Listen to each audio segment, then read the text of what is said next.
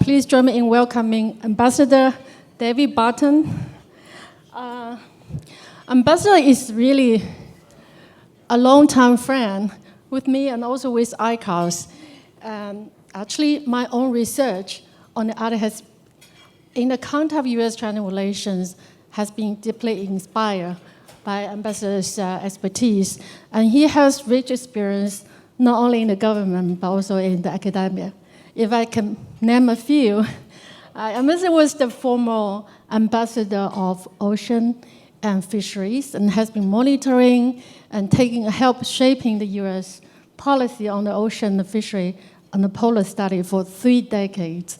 And if I can also name other few, and you've been taking the lead in negotiation from the U.S. perspective on the Arctic Council negotiation, and you have been a lot of efforts in also leading the talk in reaching the 2018 Arctic Fishery Agreement on the Central Arctic policy.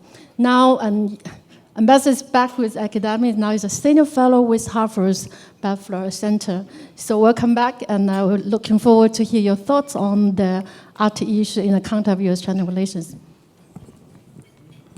Thank you very much, Nong. Thanks to the Institute for inviting me back here. It's a pleasure to be back. First, a show of hands, how many of you have spent any appreciable time looking at a map of the world with the North Pole in the middle of it? Yeah, a few. I'm wondering if we could project onto the screen such a map. I think perhaps I could start with a just brief geography lesson for those who might not know so much about the Arctic region. There are 8 countries in the Arctic. Starting, if the top of that circle is 12 o'clock and moving sort of counterclockwise, first you have the United States. Because of Alaska, there you see the north coast of Alaska. Moving along to the east, we have Canada. Very large archipelago of islands in the Arctic. Next comes the Kingdom of Denmark, thanks to Greenland. Still not for sale. Down a little further south is Iceland, just does touch the Arctic Circle. We have 3 Scandinavian countries, Norway, Sweden, and Finland. Interestingly, only Norway of those 3 has a coastline on the Arctic Ocean, because Norway's coastline touches Russia, which of course occupies the entirety of the rest of the Arctic region. There is an attitude among many in these countries that the Arctic belongs to these countries. I don't share that view, at least not entirely. Yeah, the land territory that we just went through, each piece of land above sea level certainly does belong to one of those 8 countries. And in the ocean space, those same countries have, as they do in the ones with coastlines at least, as they do elsewhere in the world, a territorial sea, an exclusive economic zone, a continental shelf, as they do elsewhere, and they exercise their rights and jurisdiction over those. But even just looking at this geographically, there are large segments of the Arctic Ocean, both in the middle of the central Arctic Ocean, but also in some of the peripheral areas, that are beyond the jurisdiction of any of the countries, and under international law, those don't belong to anybody. Stepping aside from the geography, there are also the issues of the Arctic. And whether they belong, who they belong to, if that's the right question, depends on the issue itself. There's a spectrum. So, for example, at one end of the spectrum, the United States and Canada don't agree where the boundary line in the Beaufort Sea should be. That's an issue, I would say, that really only Canada and the United States have a legitimate interest in, not even any of the other Arctic states, and certainly no other states like China. And then there are a range of issues that the 8 Arctic states sort of possess collectively. They are the members of the Arctic Council, make decisions when the Arctic Council is functioning properly. There are a series of treaties just among the 8 Arctic states. They are responsible for implementing those treaties, one on search and rescue, one on marine oil pollution, one on scientific cooperation. Some of them aren't working so well at the moment, thanks to problems with Russia. But then there are other issues like shipping through the Arctic, where lots of countries, including China, have legitimate interests, both economic interests, but also regulatory interests, managing Arctic shipping. And then there's climate change, which arguably every country in the world has an interest in. In case you haven't heard, the Arctic is melting. Depending on the metrics you use, it's warming at a rate 3 to 4 times as fast as the planet as a whole on average. And this is already having profound consequences for the Arctic region. And warming in the Arctic portends fairly serious consequences for most every other country in the world, too, including countries outside the Arctic region, like, say, China.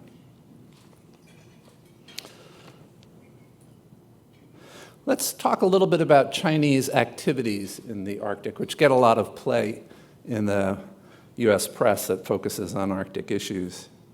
China certainly, like a lot of countries, has been paying more attention to the Arctic in recent years. And some of its activities in the Arctic have raised some serious concerns in the United States and elsewhere. Senator Dan Sullivan from Alaska said recently that, quote, "With the support of Russia, China is seeking to project power into the Arctic to control shipping lanes and to deny to the United States and its allies freedom of movement." I would say that's a bit of hyperbole. But it certainly is true that joint military activities between Russia and China, including in the Bering Sea, very close to the Aleutian Islands of the United States, are of some real concern. And these activities have certainly increased since the full-scale invasion of Ukraine in February 2022. It's reasonable to ask, what is the purpose of those joint exercises? And China and Russia are also collaborating on a variety of economic issues. China has been investing in hydrocarbon development in the Russian Arctic, is also a major purchaser these days of Russian oil and gas coming from the Arctic. And that, of course, is helping to fuel the war in Ukraine. There's no doubt about that. And that, too, is raising concerns here in the US and elsewhere. Indeed, I wish I had $1 for every article I've read worrying about how China is buying up the Arctic. That turns out not to be so true. A recent study put out by my colleagues at Harvard University just this summer actually shows how the level of Chinese investment in the Arctic, everywhere in the Arctic except for Russia, has been stagnating or actually declining in recent years. Some of that was due to COVID, but some of it also has to do with a decision by governments and industries in those other countries that they don't actually welcome Chinese investment nearly so much. So if you're interested in that report, it's called Cutting Through the Narratives on Chinese Arctic Investments. So against this backdrop, I'd like to talk finally about ways in which the United States and China might become better partners in the Arctic, actually collaborate in the Arctic more than we are now. There is one area of current collaboration. Nong mentioned that in the introduction. There is an agreement related to the Arctic on fisheries. It's called the Central Arctic Ocean Fisheries Agreement. Actually has a longer formal title.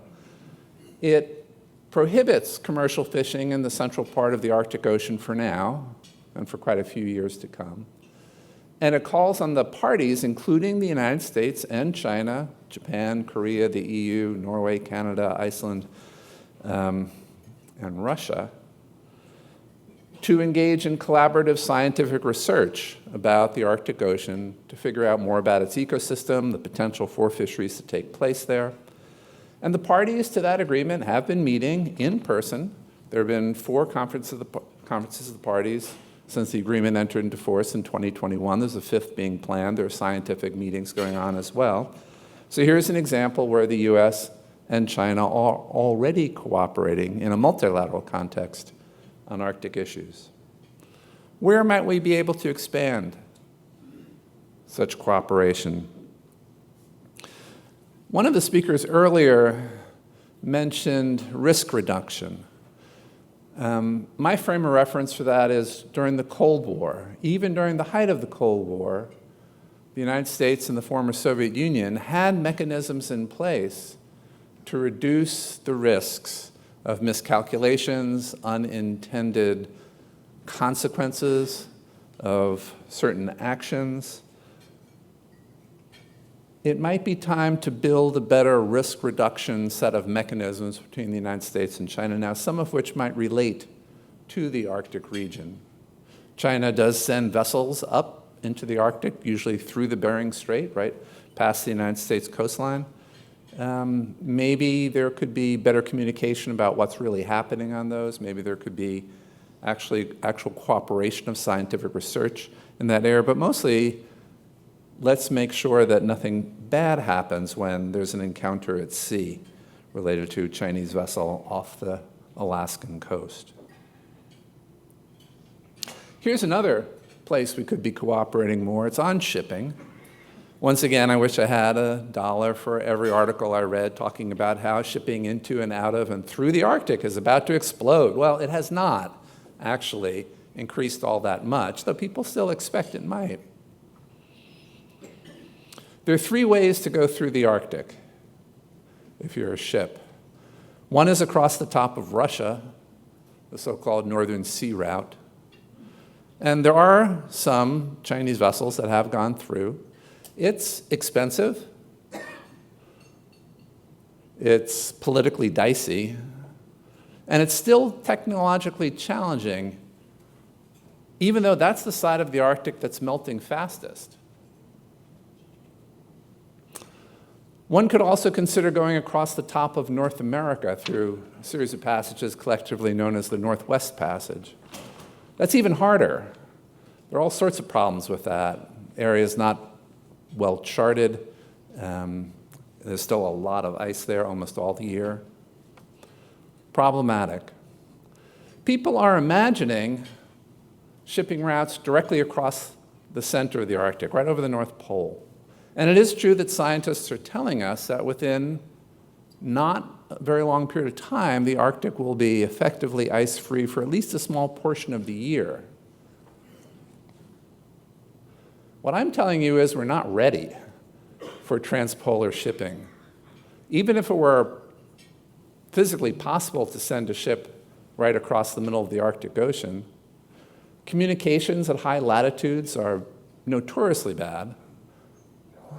If there were an accident or incident, the prospect of search and rescue operations taking place in that part of the world are next to none. Same if there were a major oil spill.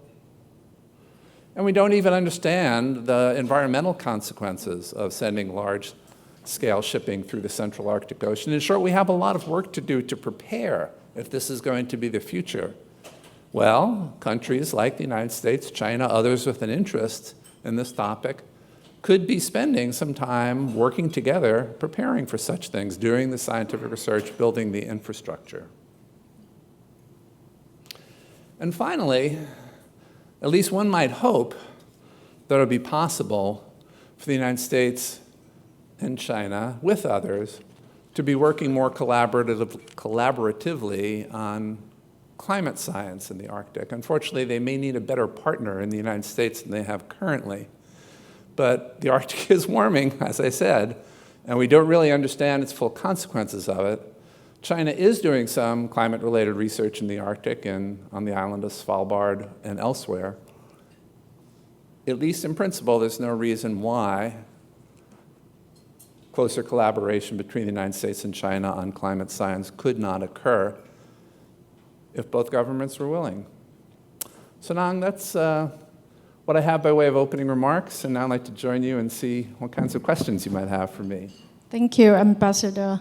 I would just wanted to tell a little story about how busy and how he's wanted. 2 weeks ago, we all both attended Arctic Council Assembly, Arctic Circle Assembly. They are not happy with me now, in Iceland. And then our team will actually co-host a breakout session on China's relations with Arctic states. And Ambassador has been very busy and has been talking a lot in different sessions, including the general session as well. And one of the words I heard very often when I attended several of your sessions is cooperation. You talk about even the scientist cooperation and even US and Russia, that you're promoting that despite the current situation, the US and Russia should also continue cooperation, particularly in the Bering Strait and etc. But also I'm aware that a lot of other sessions also bring into the element of conflict and competition. For instance, we heard a lot about the element of Russia-Ukraine conflict and its impact in the Arctic, and we also heard about the speech from the NATO very senior officers about the situation. So my question is, I think everyone who is studying Arctic know about the Arctic exceptionalism. So given the expanding NATO presence in Arctic, and also given that Russia's increasing presence, how do you feel whether this Arctic exceptionalism still hold true in the current situation? Okay. I think it's on. Is it on? In fact, I don't think so. Okay. Here we go. Nong was asking about this concept of Arctic exceptionalism. Maybe I should take a moment to explain what I think she means by that, what most of us who work on Arctic issues think about. Over the last 10 to 15 years, really actually dating back to the end of the Cold War, 30 years or more, the Arctic has been a part of the world where nations have, for the most part, set aside their differences over other things and found good ways to cooperate. The Arctic Council was created. It grew in scope and reach.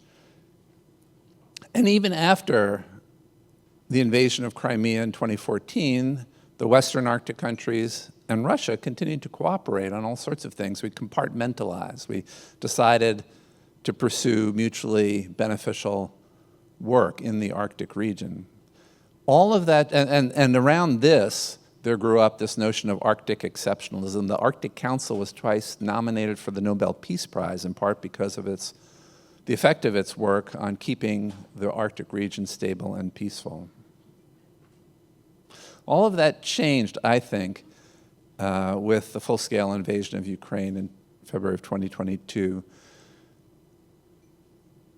Cooperation with Russia came to a halt on almost everything. Not actually everything. There are some exceptions, but those exceptions are pretty limited. And most of those exceptions continue.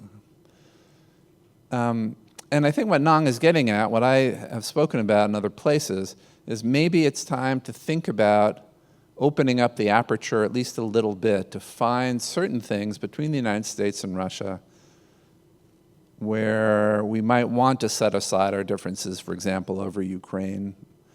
And in the Bering Sea and Bering Strait region, border area between the United States and Russia, we used to have very active cooperation on things that were mostly below the political radar screen, things like oil pollution, preparedness and response, search and rescue, fisheries law enforcement, other disaster management.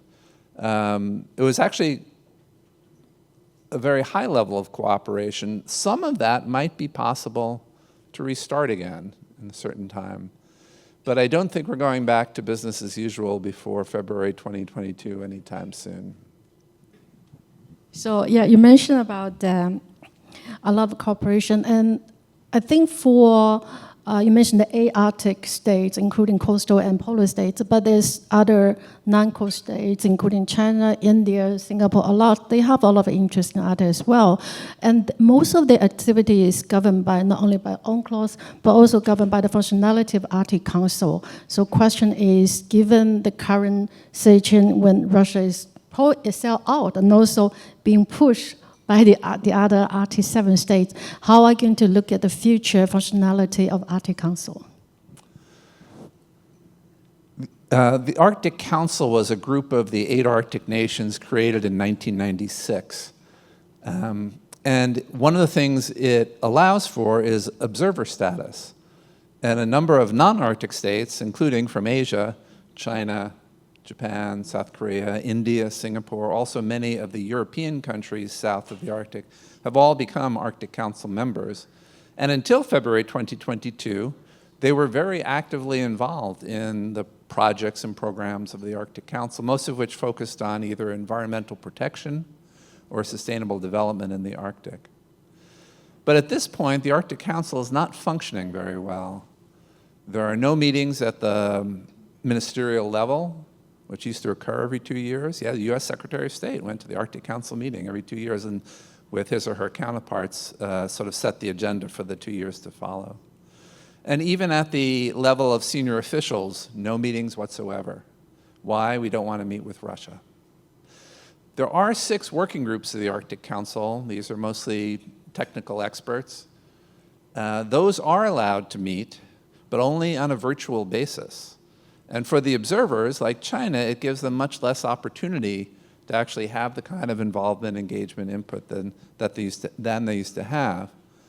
Now, maybe if the war in Ukraine were to end at some point, in the reasonably near future, one can hope, right, on reasonable terms, it might be possible to restart some of the more normal operations of the Arctic Council, and the observers, like China, could once again have a greater input into the process. But for the moment, it doesn't look very good. Let's fingers crossed that will resume its functionality very soon. I still have a lot of questions, but I think I want to give the floor to our audience who, if anyone has questions, please light up the 2 mics. Please. Thank you. My name is Nayan. I'm with ICAS and also with the Rhodium Group. I have a couple of questions. One about specifically about Greenland and the US ambitions. Yes, sometimes it's seen as a joke that, oh, it's not going to ever happen. But we have seen in the last few months the administration's focus on the Western Hemisphere, what we are seeing right now in the Eastern Pacific or the Caribbean, and talk about Greenland. How does that impact the Arctic in terms of the US policy? 1, 2, you mentioned a potential of cooperation with China in the Arctic. What are the implications of this policy on any potential cooperation going forward? Thank you. Okay. President Trump has stated repeatedly, including at the State of the Union address, that the United States should acquire Greenland, and he has not ruled out the use of force for doing so. And this has had a profound effect on the people of Greenland and of the Kingdom of Denmark more generally. There had been very close relations between the United States and Greenland prior to this. At the moment, the government of Greenland, the people of Greenland, there are only about 57,000 people who live there, are very wary of the US government and even Americans outside the government. And it has, I would say, undermined very seriously relations with a close NATO ally. Greenland, remember, is part of NATO through Denmark. The Kingdom of Denmark is also chairing the Arctic Council at the moment, and so this static that President Trump has created has made it even harder to move forward on what limited work the Arctic Council is able to do these days.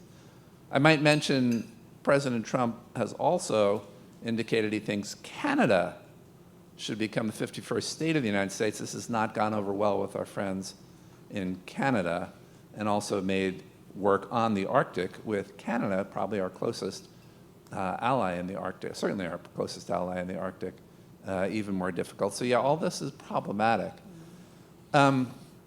Maybe this actually will turn out to be a joke. We can hope it is. For the moment, I like to treat it as one. I hope I'm right. Yeah. Gordon. As it turns out, I'm Canadian, but we're not the 51st state, and we never will be. Yes, someday you'll be an American, perhaps. I don't think so. But Too soon? A couple hundred years too soon. But on the Arctic, to come back to the Arctic, I don't want to make this into a Canadian-U.S. thing. You remain our close friends and allies. But it seems to me there are 2 tracks in the Arctic. One is Arctic Council, biodiversity, environmental, pollution, climate change. These are positive issues where presumably every member, or even most observers, will have somewhat allied positions. The other principal volet is the military dimension. And in Canada, I think in the United States, certainly in Russia, a lot of attention, but that in fact for Canada It's probably our single largest new initiative is strengthening our military presence in the Arctic, and we're going to invest very heavily in that. The United States is also increases capacity, but Russia's on a whole other level of expenditure in the Arctic, in my view, in military terms. So you have these two volleys, one amongst issues of scientific, even cultural in terms of indigenous people, and then you have the military dimension. These two tracks don't really intersect, but they affect each other in some fashion. I wonder if you might just comment on that complexity, please. Yeah, that's a lot to sort of tease apart, but thank you for that. I'm not sure I agree with one of the things you said, that all of the countries of the Arctic and some of the non-Arctic states that pay attention to the Arctic all have similar positions on things like climate change. Certainly the United States currently does not. And yeah, pretty much every other member of the Arctic Council thinks of climate change as, if not the most important issue in the Arctic, at least one of them. That's not true for the United States at present. But turning to your question about military activities, let me start by saying I still believe that the Arctic is a relatively peaceful part of the planet, that the risk of actual armed conflict in the Arctic is relatively low compared to other places in the world. It's possible that a conflict outside the Arctic could spill into the Arctic. But I'm not really worried about it as a military hotspot. That said, Russia certainly has very significantly increased its military capacities and capabilities in the Arctic. The Russians will say, I've heard them say, that all they're really doing is rebuilding capacities that had been allowed to atrophy after the end of the Soviet Union. That is not true. They have done much more than that, and they've engaged in a lot of militarily provocative action in the Arctic. That has caused a kind of response in places like Canada and the United States. And yes, Sweden and Finland, you talk to your average Swede or Finn who's our age, and they will say they would never have believed public opinion would shift in favor of NATO membership as fast as it did, but here we are, it's 2025, and now Sweden and Finland have joined NATO. So there is a sense that tensions in the Arctic are increasing. Certainly the risks of miscalculation and unintended conflict have gone up. That is true. Still, we need to keep things in perspective, I think. Question from there, William, please. Hello there, William Muntean, Center for Strategic and International Studies think tank here. Thank you very much, Ambassador, for your excellent words here. Minister Chu mentioned earlier this morning all of these dialogues that used to occur between the United States and China on any number of issues, one of which was law of the sea and polar issues. Given the change in, or decrease in Arctic exceptionalism, and that Antarctica is further away from anybody's national security interests, would there be room, do you think, for a U.S.-China dialogue on polar issues? Thank you. Thanks very much, Bill. I think the short answer is possibly. There are a number of issues that link the two polar regions, particularly climate change, but also science. Every few decades, there's an international polar year, and we're coming up to another one in the early 2030s. China and the United States have some common interests in both polar regions. And yes, there have been in the past, bilateral dialogues around some of these types of issues that were successful. And in principle, I don't see a reason why a dialogue on polar issues could not take place at this moment. Thank you. I received an online question from our Zoom participants to Ambassador. How about the participation of 6 permanent participants, International Indigenous Peoples Organization? He's asking whether Indigenous peoples' role in the Arctic Council. Right, the Arctic Council is unique in that its members are the 8 Arctic states, but there are 6 groups of indigenous peoples from different parts of the Arctic that participate, not as part of national delegations, but in their own name and right. And while in principle the 8 Arctic states are the ones who make decisions, I can tell you from chairing the Arctic Council for a couple of years, in fact it's the 14, the 8 nations and the 6 permanent participant groups, these are the Arctic indigenous groups, that make the decisions in the Arctic Council. So that continues, even though the Council is not functioning nearly as well as it used to. I want to give the final floor to our co-host, Mr. Yang Li. Okay, thank you, Ambassador. My question is about, just now you put forward a lot of ideas on US-China collaboration in Arctic affairs, but how do you see that European coastal countries will react to that? Because strategically speaking, European countries are reluctant to see China get more foothold in this part of the area. But commercially speaking, it might be beneficial to EU-China trade relationship. And also climate change is a concern for the coastal states. So how do you think they will react? Thank you. I began my formal remarks saying that there are a lot of people who think that the Arctic belongs to just the Arctic countries.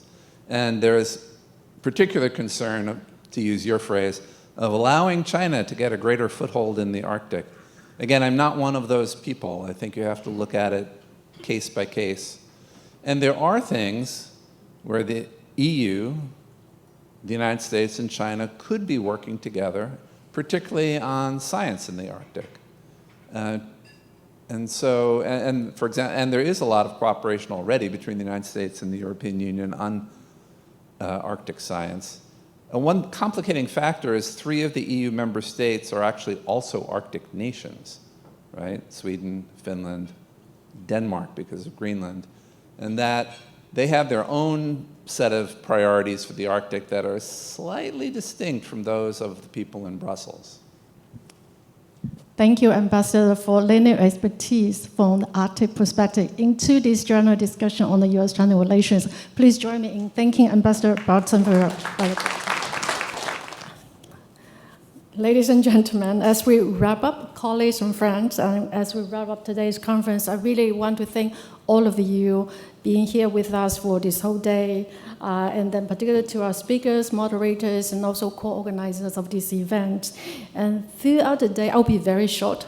Throughout the day, we've been reminding that the US-China relations is both complex and consequential and full of challenges, but also with opportunities.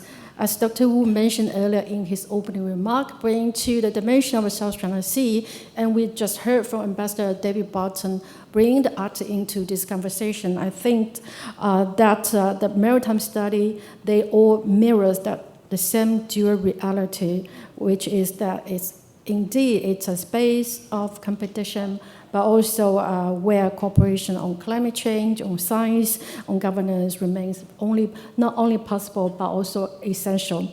So looking ahead, ICAS, Institute for China-American Studies, we will keep doing what we're doing right now, and we're continue to produce research, and then we're going to connect, bring people to talk, to communicate, and then we're going to build a network that help us navigate these very complex bilateral relations.